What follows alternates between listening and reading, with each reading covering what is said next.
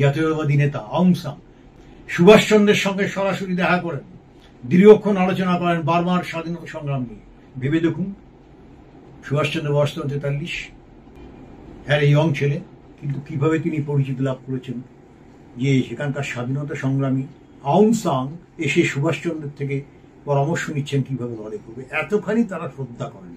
এই সূচি যে নেতাজির কথা, শরৎচন্দ্র বসুর কথা বলেছে, এই নিয়ে কিচ্ছু একটা উচ্চারণ পর্যন্ত করেন। তাদের ভ্যানিটি, তাদের ইগো আছে। বাবা, নেতাজির নাম নেতাজি করতে হবে কেন? সম্পাদক ছিল অনিল বিশ্বাস, তিনি মারা গেছেন। সেটা হচ্ছে অনিল বিশ্বাসকে জিজ্ঞেস করেছিল, আচ্ছা আপনারা নেতাজি নামটা করেন না কেন? নেতাজির নামটা করো, আপনাদের কি লজ্জা লাগে? এক সাংবাদিক জিজ্ঞেস করেছিল। তখন অনিল বিশ্বাস বলল, হাস্যকর উত্তর দিলেন, বলে আমাদের মধ্যে যারা একটু নিচু স্তরের মধ্যে কমরেডদের বলছে, যারা খেটে খাটছে খাচ্ছে, তারা বোঝে টোঝে না, তারা সুভাষবাবুকে নেতাজি বলে ডাকে। আমরা নেতাজি বলি না, আমরা সুভাষ বসু। সেদিন শুনে যে রুচিতে বাধ্য ওদের সঙ্গে কথা বলতে। ফ্রন্টে যখন লড়াই হচ্ছে ভারত সীমান্তে, তখনকার দিনে কমিউনিস্ট পার্টি নাট্য দল পাঠিয়েছে, গানের টিম পাঠিয়েছে, যে ইংরেজ সৈন্য, আমেরিকান সৈন্য, এদেরকে খুশি করার জন্য গান টান গেয়ে নাচ টাচ করে। আর সেই সময় রক্ত ঝরছে নেতাজি রাজেন ফৌজের ভারতীয়দের। নমস্কার, আমি কেশব ভট্টাচার্য, কলকাতা হাইকোর্টের একজন আইনজীবী এবং একজন নেতাজি প্রেমিক। নেতাজি সম্বন্ধে একটু চর্চা করি। তো আমার ইউটিউব চ্যানেল চক্রান্ত জালে নেতাজি, এতে আপনাদের সবাইকে স্বাগত।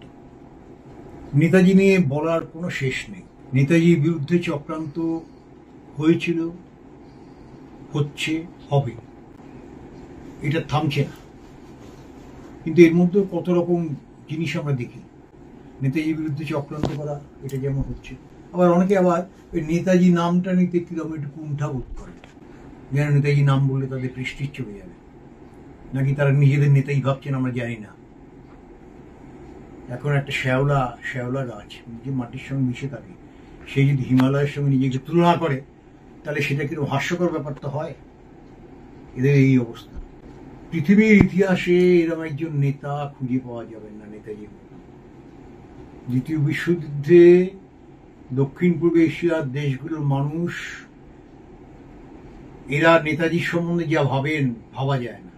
প্রবাসী ভারতীয়, শুধু তাই না, ওই দেশগুলোর লোকরাও নেতাজিকে কি শ্রদ্ধা করেন, ভালোবাসেন, এটা আমার খুব কল্পনা করতে হবে না। অথচ নেতাজি কদিন ভারতের রাজনীতিতে ছিলেন? 1921 সালে এসছেন লন্ডন থেকে। তারপর 17 জানুয়ারি 1941 সাল উনি ভারতবর্ষ থেকে চলে যান। তার মধ্যে মাঝখানে 4টি বছর 1933 থেকে 36 সাল পর্যন্ত তিনি পূর্ব ইউরোপের বিভিন্ন জায়গা ছিলেন। 4 বছর বাদ গেল, স্বাস্থ্য উদ্ধারের জন্য গেছেন, পুলিশের টর্চারের জন্য, আবার জেলে গেছেন অন্তত 8-10 বার।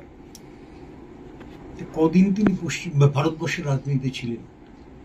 এখানে 4 বছর, জেলে 3-4 বছর বা তারও বেশি। কিন্তু এর মধ্যেই তার অদম্য সাহস, তার ব্রিটিশ সাম্রাজ্যবাদের বিরুদ্ধে নিরন্তর সংগ্রাম, তার অনবদ্য সততা, তার বিশাল দূরদৃষ্টি, তার রাজনীতি সম্বন্ধে স্বচ্ছতা এবং বাস্তববাদী রাজনীতি করার তার অভিজ্ঞতা, অবস্থা বুঝে ব্যবস্থা নেওয়া, এই সমস্ত জন্য নেতাজি আজকে সারা পৃথিবীর মুক্তিকামী মানুষদের কাছে পরিচিত।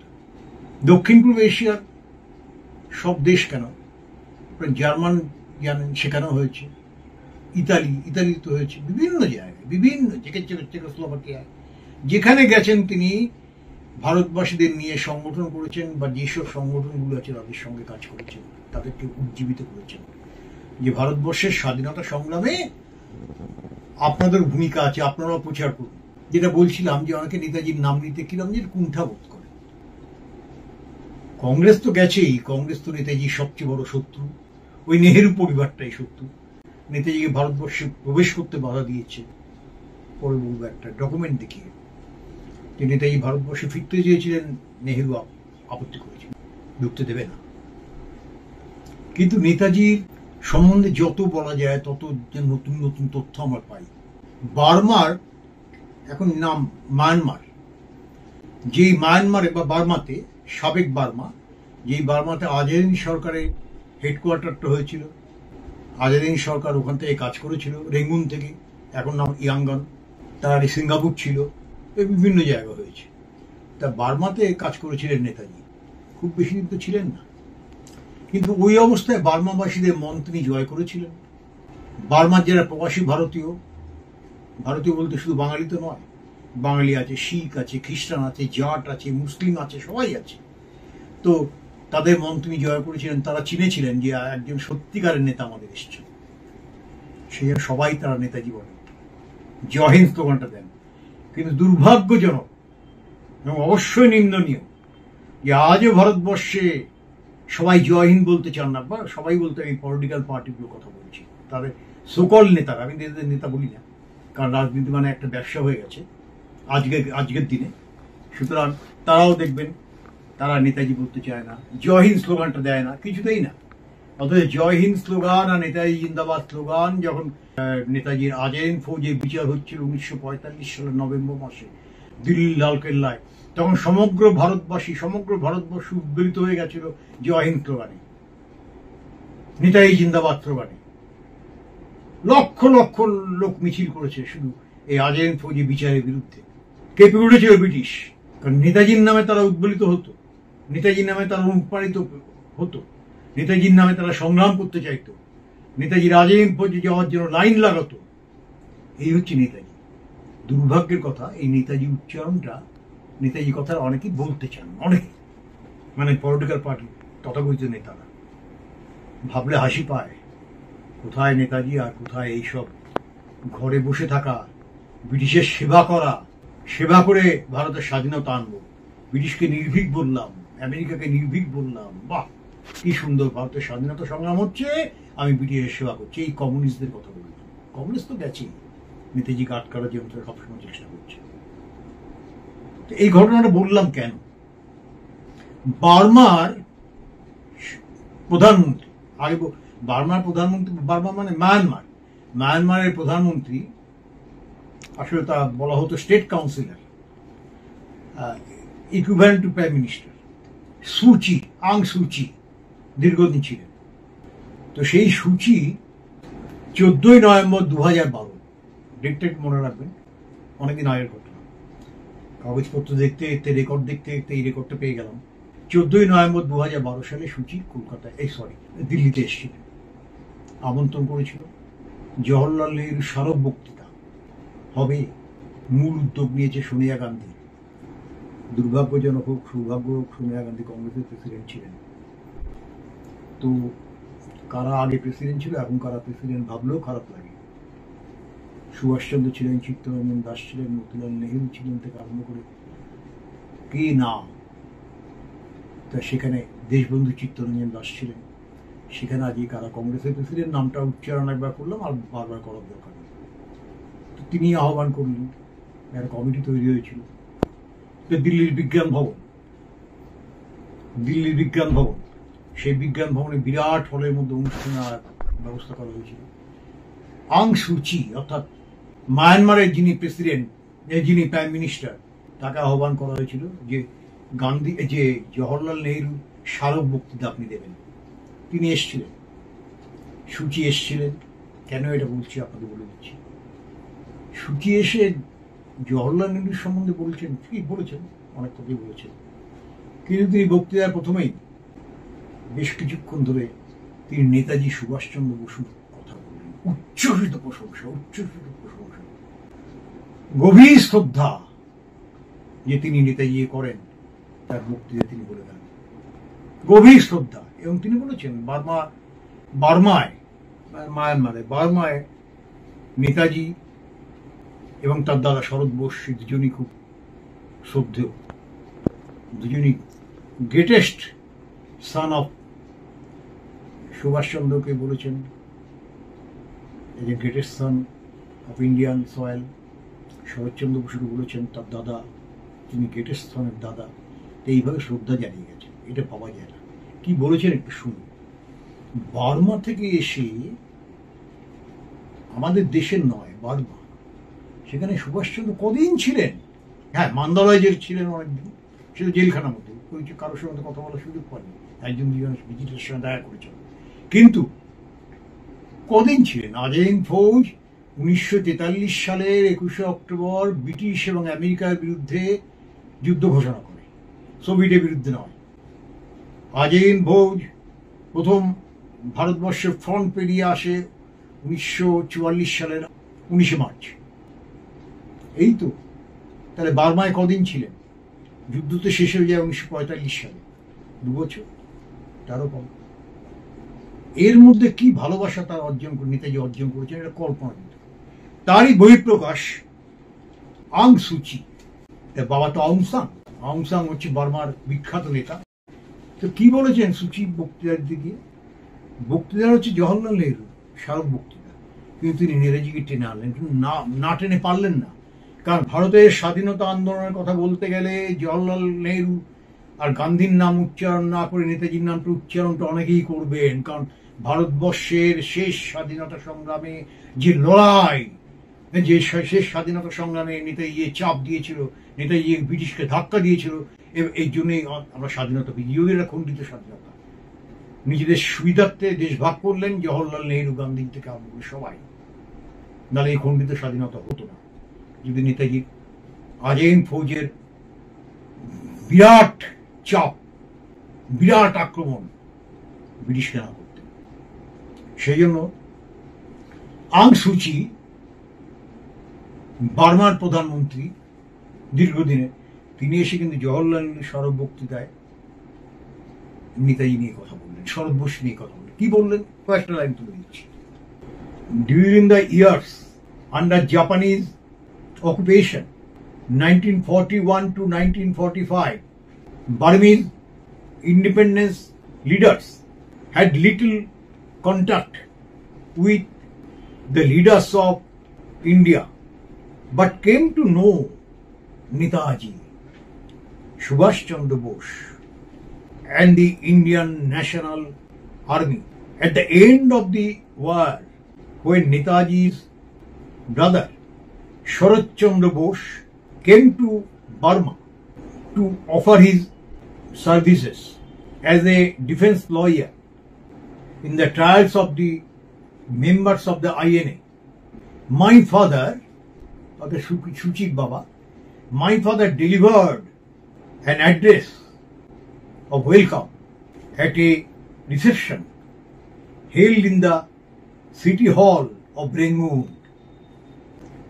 He referred to Sharat Chandra Bose as one of the leaders of India, great brother, great brother of a great Indian. Subhash Chandra সম্মান করেছে। এটা বাংলাটা হচ্ছে 1941 সাল থেকে 1945 সালের মধ্যে জাপানি দখলদারি চলাকালীন ভারতের নেতাদের সঙ্গে বার্মার স্বাধীনতা আন্দোলনের নেতাদের খুবই সামান্য যোগাযোগ ছিল। তবে তাদের সঙ্গে নেতাজি সুভাষচন্দ্র বসু এবং তার আজাদ ফৌজের পরিচিতি ঘটেছিল। যুদ্ধ শেষে যখন আজাদ ফৌজের সদস্যদের বিচারের মামলায় তাদের পক্ষে উকিল হিসাবে নেতাজির দাদা শরৎচন্দ্র বসু বার্মায় এসেছিলেন, তখন রেঙ্গুনের সিটি হলে তার সম্মানে আয়োজিত এক সভায় আমার পিতা ভাষণ দেন। সেখানে তিনি শরৎচন্দ্র বসুকে অন্যতম নেতা ... এক মহান ভারতীয়ের মহান দাদা বলে চিহ্নিত করেছিলেন। শুনলেন আপনারা এটা? সুচির বাবা হচ্ছেন কে? আউং সান। তিনি বার্মার জাতীয়তাবাদী আন্দোলনের একজন মহান নেতা। নেতাজির সঙ্গে তার পরিচয় ছিল। বার্মার ফ্রিডম ব্লক, তারা একটু বলে নি, 1941 সালের 8ই ডিসেম্বর জাপান তো যুদ্ধে অংশগ্রহণ করে, খুব তাড়াতাড়ি একের পর এক দেশ নাম দখল করে দক্ষিণ পূর্ব এশিয়ায়, খুব তাড়াতাড়ি ব্রিটিশের থেকে। বার্মা দখল করে, সিঙ্গাপুর দখল করে, বিভিন্ন জায়গায় ব্রিটিশকে পরাজিত করে এইসব দখল করেছিল। বার্মার স্বাধীনতা ঘোষণা করলো। কিন্তু ঘটনা যেটা, সেটা হচ্ছে সত্যিকারের ঘটনা। জাপান যদিও স্বাধীনতা দিয়েছে ইংরেজের হাত থেকে বার্মাকে, কিন্তু সত্যিকার ওটা স্বাধীনতা ছিল না। তখন যুদ্ধ চলছে, দ্বিতীয় বিশ্বযুদ্ধ। জাপান অত্যন্ত ব্যস্ত, নিজেদের সামলানো নিয়ে তারা ব্যস্ত।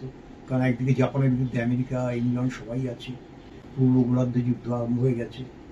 সুতরাং যে স্বাধীনতার কথা বলা হয়েছিল, ইয়েকে ইংরেজের হাত থেকে দখল করে নিয়েছে বার্মাকে। কিন্তু সত্যিকারের কথা বলতে সেই স্বাধীনতা, প্রকৃত অর্থে স্বাধীনতা তারা পায়নি। জাপানের অত্যাচার চলেছে, জাপানের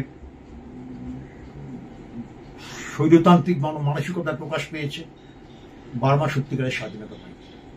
এই 41 থেকে 45 সেই সময়, 41 কি 42 হবে, যাই হোক 3-4 বছর জাপান কিন্তু স্বাধীনতা দিয়েছে বলছে, কিন্তু স্বাধীনতা তারা পায়নি।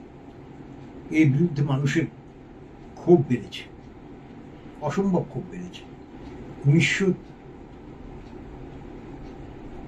43, 44, 45, 4-5 বছর অনেক আন্দোলন হয়েছে জাপানের বিরুদ্ধে।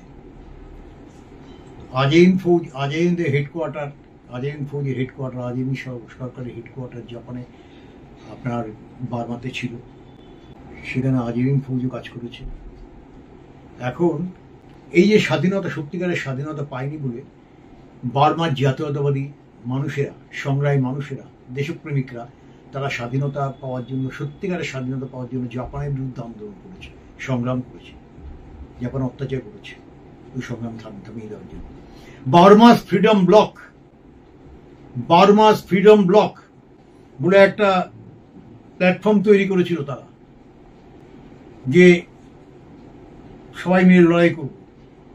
অনেকেই বলেন এই বার্মাস ফ্রিডম ব্লকটা নেতাজি সুভাষচন্দ্র বসু প্রতিষ্ঠিত ফরওয়ার্ড ব্লকের থেকেই নেওয়া।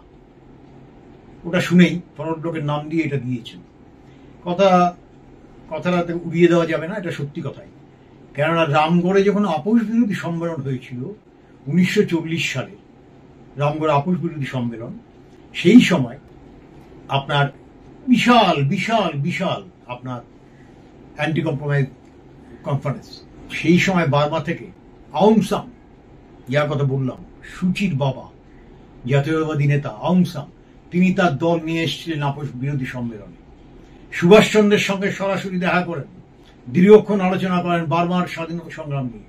ভেবে দেখুন, সুভাষচন্দ্র বয়স 43, একটা ইয়ং ছেলে, বার্মার জেলে ছিলেন দীর্ঘদিন।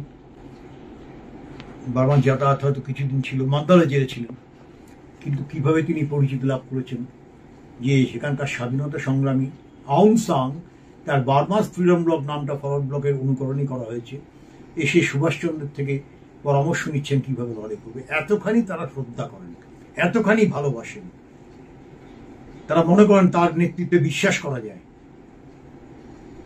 সেই আউং সান এখানে এসেছিলেন। তো বার্মাস ফ্রিডম ব্লক তো আমি একটু বলে নিই, বার্মাস ফ্রিডম ব্লক তো লড়াই করছিল, কিন্তু সেই সময় দেখলে সবাইকে নিয়ে লড়তে হবে। কমিউনিস্ট মতবাদে অনেকে বিশ্বাস করতেন, তাদের পার্টির নাম ছিল থাকিন, বার্মার ভাষায় থাকিন। কিন্তু তাদের মধ্যে আবার যারা একেবারে এই যে ইংরেজ ফ্যাসিবাদ, জার্মানি ফ্যাসিবাদ, এই ফ্যাসিবাদের বিরুদ্ধে লড়তে হবে, ইংরেজকে সমর্থন করতে হবে, এরম কিছু তো লোক আছেই, সব দেশেই থাকে। তারা কমিউনিস্ট পার্টি তৈরি করবে।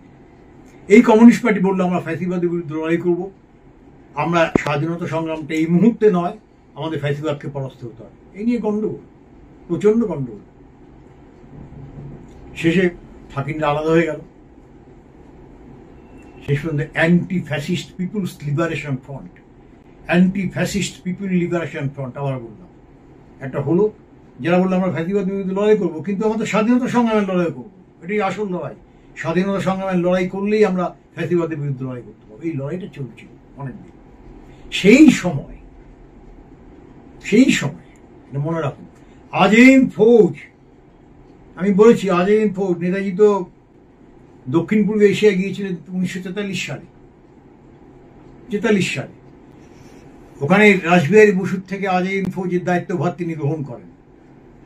ফলে বার্মাতে যখন হেডকোয়ার্টার আজাদিন ফৌজের, আজাদিন সরকারের, সেখানে প্রচুর আজাদি সেনা ওখানে থাকতো। স্বাভাবিক, লড়াই হবে তো, আক্রমণ হবে তো ইংরেজের বিরুদ্ধে, আমেরিকার বিরুদ্ধে, অস্ট্রেলিয়ার বিরুদ্ধে, কানাডার বিরুদ্ধে। তো সেখানে জাপানের পক্ষ থেকে, জাপান অত্যন্ত সম্মান করতেন নেতাজি সুভাষচন্দ্র বসুকে, এই ব্যাপারে কোনো সন্দেহ নেই। জাপানের প্রধানমন্ত্রী হিদেকি তোজো নেতাজির ফ্যান, বলেছি আগে, আবার পরেও বলবো, এগুলো বারবারই বলতে হয়। কিন্তু জাপানি জেনারেলরা, জাপানি সমরবিদরা, তারা চাইছিলেন যখন আজাদিন ফৌজ বার্মাতে আছে, মায়ানমার এখন যার নাম, সেই আজাদিন ফৌজ এই বার্মার স্বাধীনতা সংগ্রামী যারা স্বাধীনতার জন্য লড়াই করছে, জাপানের ভালো লাগছে না এটা, জাপান প্রকৃত স্বাধীনতা দেয়নি, ইংরেজরা দিয়েছে, নো ডাউট। তখন জাপানি কিছু সমরবিদ, জাপানের কিছু নেতা, জাপানের কিছু মন্ত্রী, তারা চাইছিল আজাদিন ফৌজ যেন এই বার্মার স্বাধীনতা সংগ্রামকে থামিয়ে দেয়। জেনে রাখুন আজাদিন ফৌজ কোনোদিন বার্মার স্বাধীনতাকামী মানুষদের লড়াইতে হস্তক্ষেপ করেনি, সরাসরি জাপানের বিরোধিতা করেছে। ভাবা যায় নেতাজির এই নেতাজি এই অসম্ভব রকম তার স্বকীয়তা, ভারতের সম্মান রাখার চেষ্টা, এগুলো ভাবা যায়।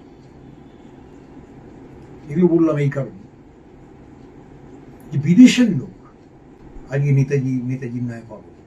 নেতাজি জয় হিন্দ স্লোগান দেখলেন তো, আউং সাং এর বিবৃতি পড়ে শোনালেন সুচি, প্রেসিডেন্ট, এই প্রাইম মিনিস্টার অফ বার্মা। কি দরকার ছিল তার এখানে এসে জওহরলাল নেহরু বক্তৃতার সময় নেতাজির প্রশংসা করা? করলেন এই কারণে তারা জানেন তো নেতাজি কি ধরনের মানুষ, কি ধরনের বিপ্লবী, কি ধরনের স্বাধীন চেতা, কি ধরনের বিপ্লবের বন্যিশিকা। তিনি একজন তারুণ্যের প্রতীক, তিনি যৌবনের অগ্রদূত। ভারতের সবাই তাকে ভালোবাসেন, পুজো করেন। বাইরেও তাই। ভারতবর্ষ দেখবেন, তামিলনাড়ু যান, পাঞ্জাব যান, কেরল যান, এইসব জায়গায় দেখবেন নেতাজির নামে বাড়ির সন্তানদের নাম দেওয়া হয় এখনো। এই আমাদের রাজ্যপাল পশ্চিমবাংলার বোস টাইটেল ছিল না তো, সুভাষচন্দ্রকে ভালোবাসেন সেই জন্য বোস টাইটেল তার বাড়ির লোকটা নিয়েছে। নেতাজি বোধ এই ভালোবাসাগুলো তৈরি করা যায় না, কৃত্রিম ভাবে তৈরি হওয়া যায় না।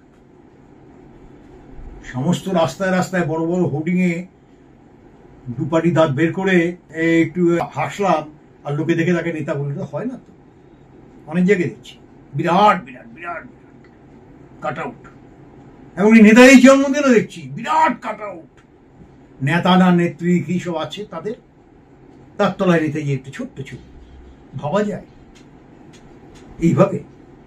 আরে বিড়ালকে যদি আপনি হাওয়া দেন পেছন দিয়ে, বিড়ালটা ফুলবে, বাঘের মাসি ফুলবে, ফুলতে ফুলতে ফুলতে ফুলতে বিড়ালটা ভাববে আমি বাঘ হয়ে গেছে, তারপর ছুটে যাবে। এদের অবস্থা তাই, নিজেকে বিরাট ভাবতে আরম্ভ করে। এমনকি মাঝে মাঝে নেতাজির ছবিটা দেখা যায় না, তাদের ছবি। এই তো অবস্থা ভারতবর্ষে, পশ্চিমবাংলা, বাঙালি। আমাদের তো একটু খারাপ লাগবেই, কারণ নেতাজি ভারতীয় নিঃসন্দেহ, বাঙালি তো বটেই। আমাদের তো গৌরব করার কথা, আমাদের দেখে লোকে ঈর্ষা করবে যে নেতাজি সুভাষচন্দ্র কর্মস্থান, নেতাজি সুভাষচন্দ্রের বাড়ি, পৈতৃক বাড়ি এখানে কোদালিয়ায় আছে, কোদালিয়ায়, এলগিন রোড, এই বিভিন্ন জায়গা আছে। ভাবা যায়। কিন্তু আমরা কি করি? অনেকে আমাদের মধ্যে ছুটমার কাছে নেতাজির নামটি নিতে চায় না। এই কথাগুলো বললাম এই কারণেই, এই যে সেদিন 14ই নভেম্বর, ওটা আবার তো শিশু দিবস, আর একটা চরিত্রহীনের জন্মদিনটা শিশু দিবস। আমি নেহেরু কথা বলছি, সবাই জানে, অনেক বই আছে নেহেরুকে নিয়ে। ব্রিটিশের পা চেনেছে তো বটেই। সুভাষচন্দ্রের বিরুদ্ধে সবচেয়ে বড় চক্রান্তকারী, সুভাষচন্দ্রের ফান্ডের টাকা সমস্ত নেহেরু পরিবার ভোগ করছে এখনো। আমি পরে ডিটেলস বলবো আপনাদের পরের কয়েকটা পরের এপিসোডে। সেই যখন জওহরলাল নেহরু স্মারক বক্তৃতাটা হয়ে গেল, এই যে আউং সাং এর বক্তৃতার একটা অংশ, শরৎচন্দ্র বসুর প্রশংসা, নেতাজিকে গ্রেটেস্ট সান অফ ইন্ডিয়া বলা, নেতাজির সম্বন্ধে এত ভূয়সী প্রশংসা করা, এসব বললেন, এটা পছন্দ হয়নি। যারা বসেছিলেন তাদের পছন্দ হয়, সোনিয়া গান্ধীর পছন্দ হয়। ইউপিএ গভর্নমেন্ট তখন তো ইউপিএ গভর্নমেন্ট ছিল তো 2014 সাল, 2004 থেকে 2013 পর্যন্ত, 2014 পর্যন্ত, 14 পর গভর্নমেন্ট আসে। ইউপিএ গভর্নমেন্ট, তাতে বামপন্থীরা সাপোর্ট দিয়েছিল। বামপন্থীরা সাপোর্ট না দিলে এই গভর্নমেন্ট টিকত না। সমগ্র ভারতে 65 জন বামপন্থী এমপি, সমস্ত ভারতে তারা সাপোর্ট দিয়েছিল। এই জন্য প্রাক্তন মুখ্যমন্ত্রী বলেছিলেন, আমরা উঠতে বললে উঠবে, আমরা বসতে বললে বসবে। হ্যাঁ, এটাই যদি হয় তাহলে তখন আপনারা চাপ দিলেন না কেন, তখন কিছু করলেন না কেন? আপনারা বাঙালি তো একটু বেশি করবেন নাকি? সব স্ট্রেট করতে পারে, আমরা কিছু করলাম না। পার্লামেন্টে আপনারা যদি বলতেন যে নেতাজির নামে, নেতাজি সম্বন্ধীয় যুদ্ধের সময় যত ফাইল বিভিন্ন দেশে আছে, গোপন ফাইল, সেগুলোকে নিয়ে আসার জন্য ভারতবর্ষের সরকারকে চেষ্টা করতে হবে, আদারওয়াইজ আমরা এই সাপোর্ট তুলে নেব, কেউ বলেনি। এই তো বাঙালির নেতাজি প্রেম, কারণ নেতাজি নামটা তো তারা উচ্চারণ করে না। হ্যাঁ, এবার বলি, সোনিয়া গান্ধীরা সব ছিল ইউপিএ গভর্নমেন্টের বকলমে প্রধানমন্ত্রী, মনমোহন সিং তো প্রধানমন্ত্রী না, সবই তো পেছন থেকে চালাচ্ছেন। সোনিয়া গান্ধী খুব কষ্ট পেয়েছে। কত বড় নেত্রী, অন্য দেশের একজন নাগরিক, এই দেশের সম্বন্ধে কোনো জ্ঞান নেই, কোনো ধারণা নেই, কটা রাজ্য আছে তাও বোধহয় জানা না, সে এসে এখানে কংগ্রেসের সভানেত্রী, কিন্তু ভাবলেও লজ্জা লাগে। হবে ওনার পছন্দ হলো না, সেই জন্য কোনো মিডিয়া, সেদিন যারা মিডিয়া ছিল, অনেকে ছিল, তারা কিন্তু কোনো পত্রিকায় এই নেতাজির সম্বন্ধে, শরৎচন্দ্র বসুর সম্বন্ধে যে প্রশংসা করলেন, বার্মার বিখ্যাত স্বাধীনতা সংগ্রামী, বার্মার জনপ্রিয় নেতা আউং সাং, তার বক্তব্যটা যে পড়ে শোনালেন সুচি, সেই লোক কোনো কাগজ পেল না, সেন্সার করে দেওয়া হয়েছে, বারণ করে দেওয়া হয়েছে। নাটক তো হবে না, কারণ গভর্নমেন্ট আছে, ইউপিএ গভর্নমেন্ট, সবাই মিলে, কংগ্রেস কমিউনিস্ট থেকে আরম্ভ করে সবাই, দান ভাং সব মিলে, বিজেপিকে আটকাও, কোনো চিন্তা নেই, কিন্তু এখানে কাজটা করো। তারা সবাই মিলে যে করতো, সারা ভারতবর্ষের মানুষ আনন্দে তাদের অভ্যর্থনা জানাতো, ধন্যবাদ জানাতো, কৃতজ্ঞ থাকতো, কেউ কিচ্ছু করে। কারণ নেতাজি নামে একটা অ্যালার্জি আছে আমাদের নেতাদের। আপনারা জানেন কংগ্রেস তো এরা করলো, কোনো কাগজে বেরোলো না, কোনো কাগজে না। এমনকি কংগ্রেসের যারা নেতা, ওখানে নামি দামি নেতা বসেছিলেন, তারাও বক্তব্যের সময় এই সূচি যে নেতাজির কথা, শরৎচন্দ্র বসুর কথা বলেছে, এই নিয়ে কিচ্ছু একটা উচ্চারণ পর্যন্ত করেন। তাদের ভ্যানিটি, তাদের ইগো আছে, বাবা নেতাজির নাম নেতাজি করতে হবে কেন? এই জিনিস চলছে। আমার এখনো মনে আছে, আমি যদি খুব ভুল না করি, 87-88 সালে, তখন তো মোবাইল ফোন ছিল না। এখন টুক করে কোনো খবর কাগজে কোনো খবর বেরোলে ফটো তুলে রাখা যায়, কম্পিউটারে সেভ করে রাখা যায়, হার্ড ডিস্কে আমরা করতে পারি। তখন তো ছিল না, পেপার কাটিং রাখতে হয়, তা সব পেপার কাটিং রাখা যেত না, অনেক জমে যেত। মনে আছে আমার, এখানে সিপিএম এর নামটা বলছি এই কারণে, ঘটনা ঘটেছিল 23 জানুয়ারি নেতাজির জন্মদিন উপলক্ষে, 87-88 হতে পারে, if I am not wrong. তখন সিপিএম এর পশ্চিমবাংলা রাজ্য কমিটির সম্পাদক ছিল অনিল বিশ্বাস, তিনি মারা গেছেন। যেটা ঘটনা সেটা বলছি, সেটা হচ্ছে অনিল বিশ্বাসকে জিজ্ঞেস করেছিল, আচ্ছা আপনারা নেতাজি নামটা করেন না কেন? গণশক্তি পত্রিকায় সুভাষচন্দ্র বোস, নেতাজির নামটা করো, আপনাদের কি লজ্জা লাগে? এক সাংবাদিক জিজ্ঞেস করেছিল। তখন এত চটি চাটা সাংবাদিক তো হয়নি এখনকার মতো, কিছু ভালো মানুষ তো সবসময় থাকবে। একজন সাহস করে জিজ্ঞেস করেছিল, at the risk of losing the advertisement in the paper, এরকম জিজ্ঞেস করে হয়তো বিজ্ঞাপন পাবো না, তবু তারা কিছু বিজ্ঞাপন দিতেন। দিতেন। যত দিন যাচ্ছে তত বিজ্ঞাপন না দিলে বিজ্ঞাপন পাবে না যদি আমাদের তেল না দাও, আমাদের কথা না বলো। এই জিনিসটা এত বিকটভাবে ছিল, প্রকটভাবে ছিল না। অনিল বিশ্বাসকে যখন জিজ্ঞেস করা, অনিল বিশ্বাস বলল, হাস্যকর উত্তর দিলেন, বলে আমাদের মধ্যে যারা একটু নিচু স্তরের মধ্যে কমরেডদের বলছে, যারা খেটে খাটছে খাচ্ছে, তারা বোঝে টোঝে না, তারা সুভাষবাবুকে নেতাজি বলে ডাকে। কিন্তু আমরা যারা মার্ক্সবাদ লেনিনবাদী দীক্ষা পেয়েছি, আমরা যারা মার্ক্সবাদী কমিউনিস্ট পার্টি করছি, আমরা নেতাজি বলি না, আমরা সুভাষ বসু। শুনে সেদিন শুনে যে কি অসম্ভব ঘৃণা লেগেছিল, কি অসম্ভব খারাপ লেগেছিল, রুচিতে বাধ্য ওদের সঙ্গে কথা বলতে। এই তো। অথচ ভারতবর্ষে যখন আজেরিন ফৌজে বিচার হচ্ছে, তখন তো সবাই বেরিয়েছে, সবাই কমিউনিস্টরা বেরিয়েছিল, বাধ্য হয়ে সব জায়গায় বেরোয়নি, কিছু কিছু জায়গায় বেরিয়েছে। এদের নেতাজি নাম নিতে কুণ্ঠা, এদের নেতাজি নাম নিতে লজ্জা, ভাবা যায়? এটা আমাদের দুর্ভাগ্য। ভারতবর্ষের বাইরে বিভিন্ন দেশ নেতাজি দ্বারা অনুপ্রাণিত। এখনো আপনি ইন্দোনেশিয়ায়, মালয়েশিয়ায়, সিঙ্গাপুর, বার্মা, ফিলিপাইন্স, সুমাত্রা থেকে আরম্ভ করে দক্ষিণ পূর্ব এশিয়ার দেশগুলোতে এখনো নেতাজি নিয়ে চর্চা হয়। এখনো নেতাজির সম্বন্ধে ওখানে প্রচুর ডকুমেন্ট পড়ে আছে। আমরা জানি না ওরা কতখানি নেতাজিকে ভালোবাসেন, আমরা ভাবতে পারবো না। দেখুন, নেতাজি ফরওয়ার্ড ব্লক করেছিলেন, অল ইন্ডিয়া ফরওয়ার্ড ব্লক। তারই অনুকরণে বার্মাস ফ্রিডম ব্লক। নেতাজি বলেছে, শত্রু আমার বন্ধু, এনিমি ইজ মাই ফ্রেন্ড, বলেছিলেন। ঠিক আউং সান, বার্মার freedom bloc, anti fascist people's liberation front, এরা স্লোগান দিয়েছিল। কি দেখুন তো এর সঙ্গে মিলছে কিনা।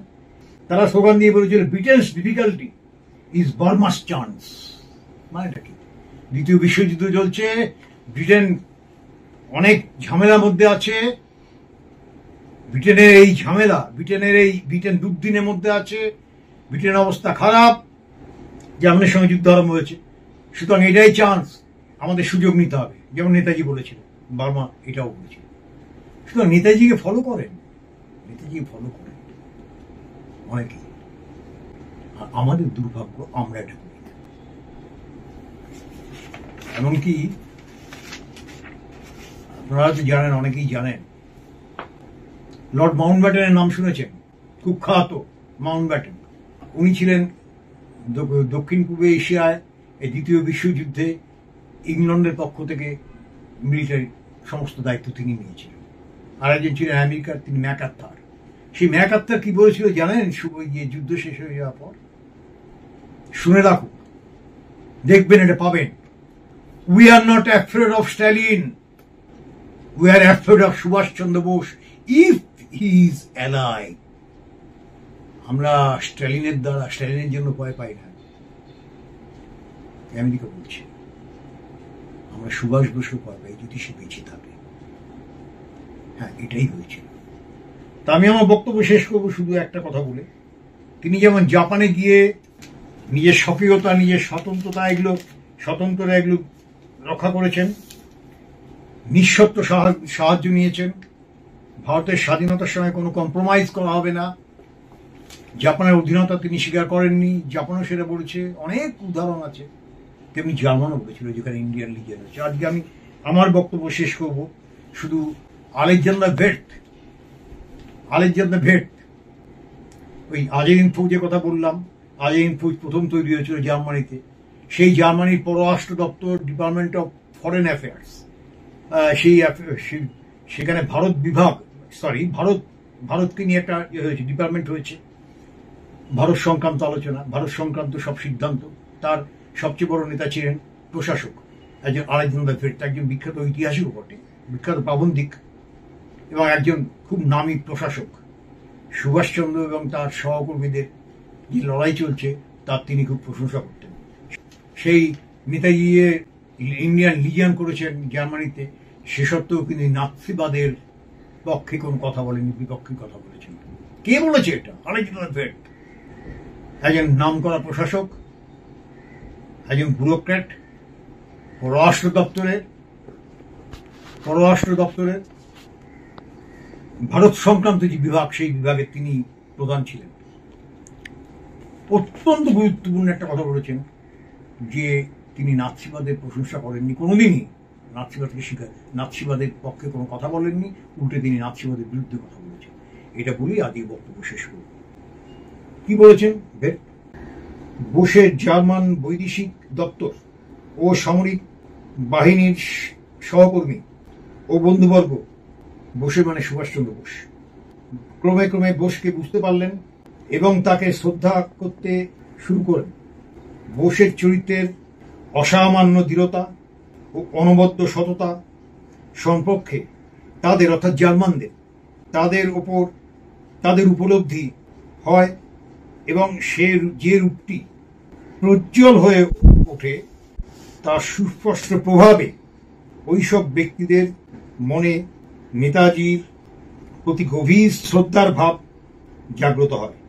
বোস তাদের বোঝাতে সক্ষম হন যে প্রয়োজন হলে ভারতের স্বাধীনতার জন্য সম্ভাব্য সমস্ত রকম ত্যাগ স্বীকার করতে তিনি নিজে প্রস্তুত।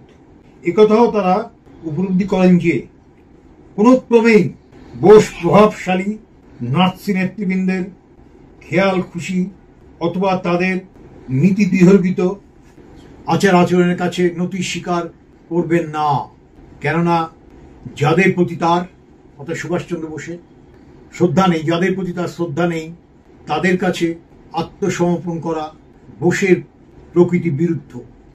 এটা বলেছেন আলেকজান্ডার বেক।